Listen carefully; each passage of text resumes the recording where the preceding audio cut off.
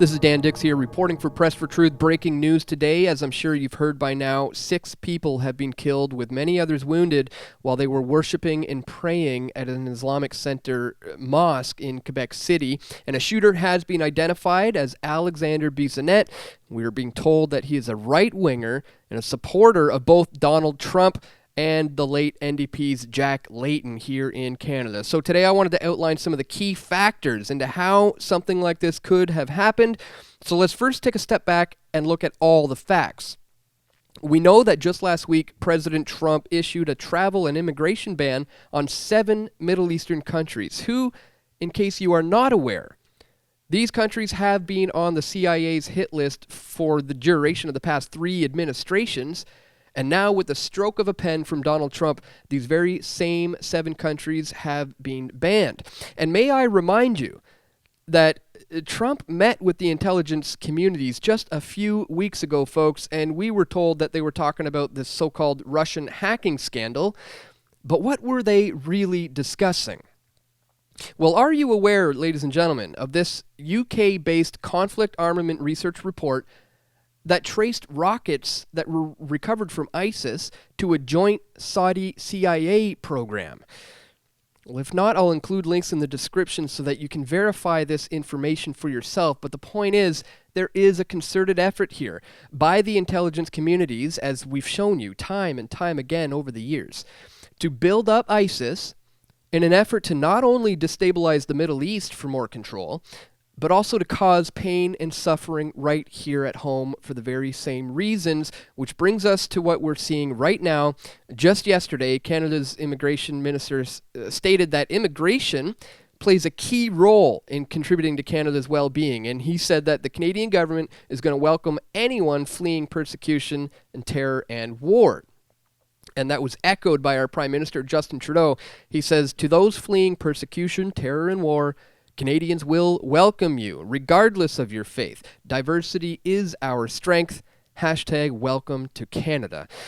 Well, within hours of this blanket statement for Justin Trudeau, an attack was carried out on a Muslim mosque in Quebec. And although witness reports are saying multiple shooters did enter there and began shooting up the place, the police did detain 2 individuals. However, they deemed the second individual to be cleared as just a witness, and now Alexander Bissonnette is set to appear as the sole lone shooter on trial on Monday, and everyone is asking the question, is this a hate crime?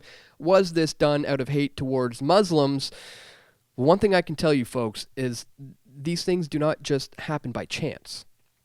These events are indeed orchestrated, all by design, and we've been seeing the warning signs and been trying to get the word out that the international globalist and money-backing machine, George Soros, has had his eyes set on Canada for quite some time now, and he's been creating the environment necessary in order to shape and mold a new breed of terrorists, which is a key factor moving forward for them, which would allow for the clampdown on Canadian civil liberties, much like we're seeing with our neighbors to the south.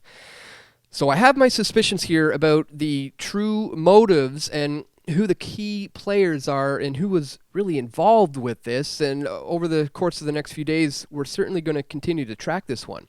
But one thing I wanted to leave you with today, and I was hesitant to mention this because it is unconfirmed, but the stakes are just too high right now, so maybe there's somebody out there who can help me investigate these claims. But a while ago, I received a tip from a very reliable source who told me that they were contacted by some Canadian veterans who've been staying in hostels out in Ottawa and Quebec, and who are claiming that some men have been coming around and attempting to recruit for ISIS, and these veterans are convinced that these are CSIS agents posing as Islamophobic revolutionaries who are attempting to essentially recruit the poor and the mentally challenged in order to engage in acts of terrorism. And obviously, these veterans are down and out. They're sitting in a hostel, but they still have a love and a need to protect their country. So I have been contacted with this information. But again, as of now, this is unconfirmed.